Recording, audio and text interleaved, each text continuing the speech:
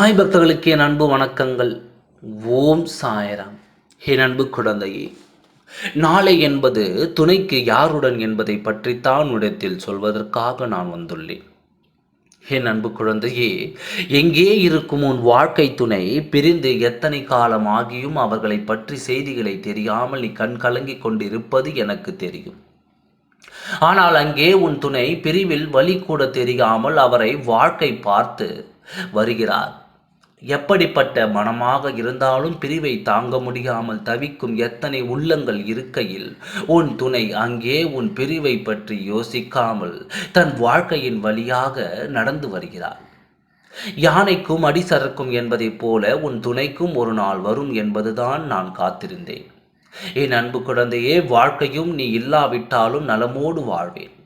வாழ்க்கையை பார்த்து கொள்வேன். ஆனால் நான் இல்லாமல் உன்னால் வாழ முடியாது. சவால் விட்டு சென்று உன் துணையின் முன்னால் நீ வாழ்ந்துதான் காட்டுகிறாய்.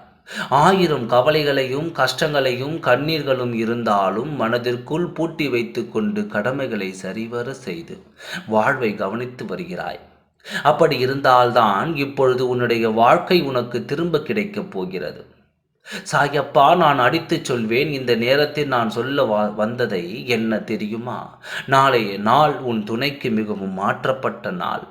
அவர் நினைத்திராத மாற்றங்களை நாளை அவரையும் மீறி அவரது வாழ்க்கையில் நடக்கப் போகிறது. எத்தனைதான் முயற்சி செய்தாலும் நாளை நடப்பதை உன் துணையால் மாற்றி அமைக்க முடியாது. விதி நாளை செய்வதை உன் துணை அனுபவித்துத்தான் ஆக வேண்டும். அப்படி என்ன சாயப்பா நடக்கப் போகிறது என்று கேட்கின்றாயா?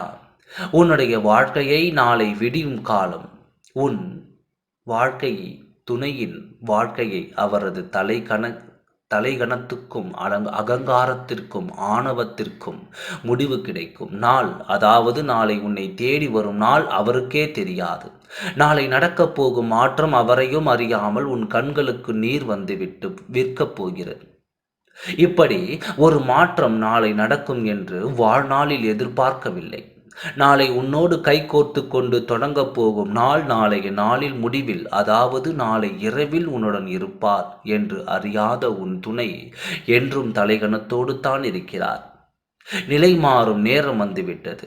உன் கண்ணீரை துடைக்க உன் கணவனே வரப்போகிறான் என்று யாரும் தடுக்க முடியாது. எவர் தடுத்தாலும் நிற்காது. தைரியமாக இரு. நல்லதுதான் நடக்கப் போகிறது. ஓம் சாய்ராம். நன்றி, வணக்கம்.